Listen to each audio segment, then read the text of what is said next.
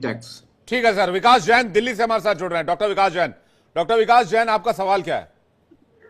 नमस्कार सर। नमस्कार नमस्कार। सर मेरे को ये पूछना था कि जैसे ये 12 लाख में कोई भी डिडक्शन नहीं मिल रही है हमें। हाँ। तो इसमें क्या हमें जो सेविंग अकाउंट के इंटरेस्ट की डिडक्शन मिलती थी और जो पेरेंट्स के इंश्योरेंस की डिडक्शन मिलती थी वो मिलेंगी इसमें? और ये कब से लागू होगा? इसी सेशन से है या नेक्स्ट सेशन से? दो सवाल हैं और मुझे लगता है नरेंद्र गुप्ता जी इसका जवाब दे रहे हैं। नरेंद्र गुप्ता जी, फाइनेंशियल ईयर 2025-26 से एप्लीकेबल होगा ये बजट, और ये दोनों जो आपने बोली इसकी सर कोई एग्जम्पशन नहीं मिलेगी। मतलब सेविंग हाँ, ATTTA नहीं मिलेगा सर, और जी। ATC भी नहीं मिलेगा। दोनों पे इंटरेस्ट देना पड़ेगा। ATTTA भी नहीं मिलेगा सेविंग अकाउंट वाला, और ATC भी नहीं मिलेगा।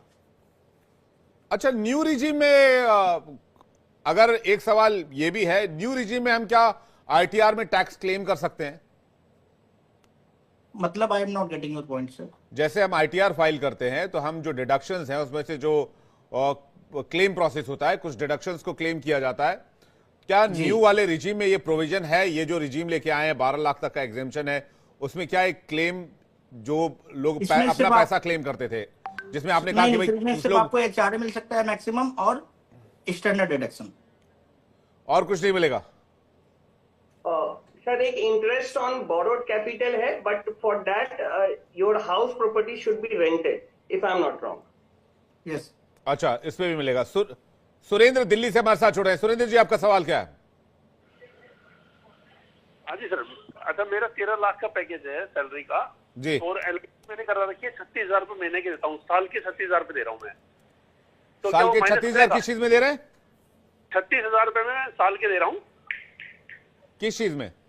36,000 मैं साल के दे रहा हूँ LIC के। LIC के, हाँ ठीक बात है। हाँ जी, तो क्या वो माइनस होगा उसमें से?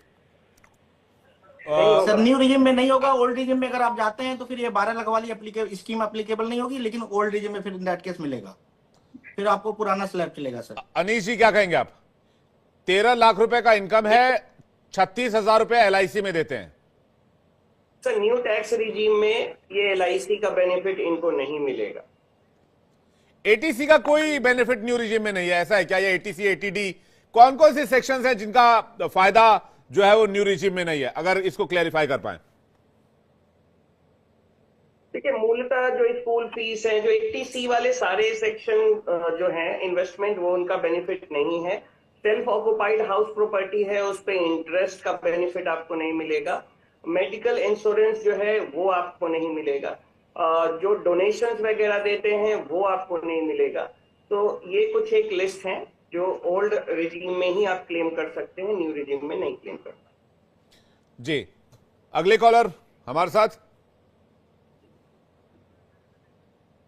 सुरेंद्र जी, एक बार फिर से हमारे साथ जुड़े। सुरेंद्र जी, आपका सवाल क्या है? हाँ जी, मैं सवाल रिपीट करता हूँ जी। मेरी पेंशन से इनकम है 7 लाख रुपए जी, और ब्याज से और डिविडेंड से इनकम है 6 लाख रुपए जी। Capital, long term capital gain है 1 लाख रुपए, टोटल हो गए 14 लाख रुपए। मुझे 87A का बेनिफिट मिलेगा? 14 लाख रुपए का इनकम है, जिसमें पेंशन है इनका 7 लाख रुपए, 1 लाख रुपए का कैपिटल गेन है और 6 लाख रुपए का डिविडेंड है और इंटरेस्ट है। क्या इनको 87A में फायदा होगा या ओल्ड रिजीम में इनको रहना चाहिए? जैन साहब, क्या कहेंगे आप? मुझे लगता है, देखिए 1 लाख रुपए जो कैपिटल गेन है वो तो फुल्ली एग्जम्प्ट है, क्योंकि 1,25,000 की लिमिट है। पेंशन इज टैक्सेबल, और जो इंटरेस्ट इनकम है वो भी टैक्सेबल है। तो 13 लाख रुपए के ऊपर जो टैक्स लगेगा वो अब नई स्लैब में आपको कोई स्लैब का ये 12 लाख वाला बेनिफिट नहीं मिलेगा। आपका जो पूरा टैक्स है मेरे हिसाब से तो वो लगेगा। तो ये ओल्ड रिजीम में कुछ फायदा ले सकते हैं? ओल्ड रिजीम में भी पेंशन के ऊपर टैक्स लगता है और इंटरेस्ट के ऊपर टैक्स लगता है। केवल अगर वो सीनियर सिटीजन हैं तो 50,000 रुपए का इंटरेस्ट के ऊपर इनको एक एडिशनल बेनिफिट मिलता है जो 50,000 का हो जाएगा। That has to be calculated.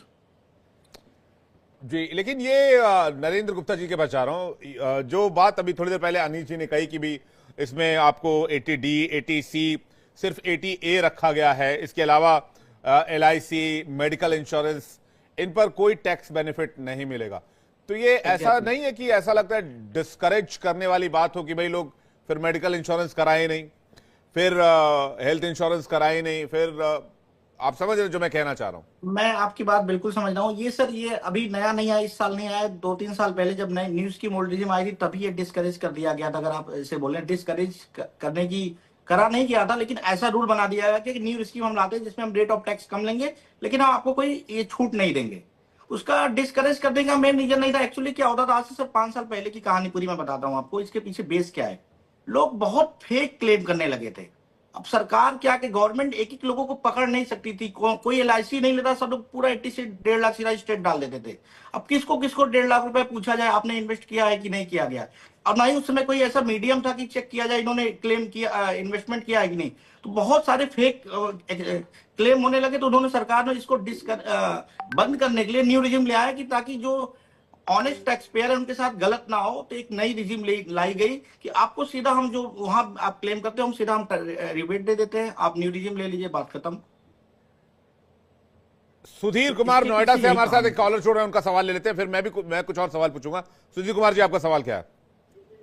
Sir मेरा सवाल ये है कि मेरी ग्रॉस। जी पूछिए आपका सवाल सुधीर। हाँ सर, मेरा सवाल ये है कि मेरी ग्रॉस सैलरी जो है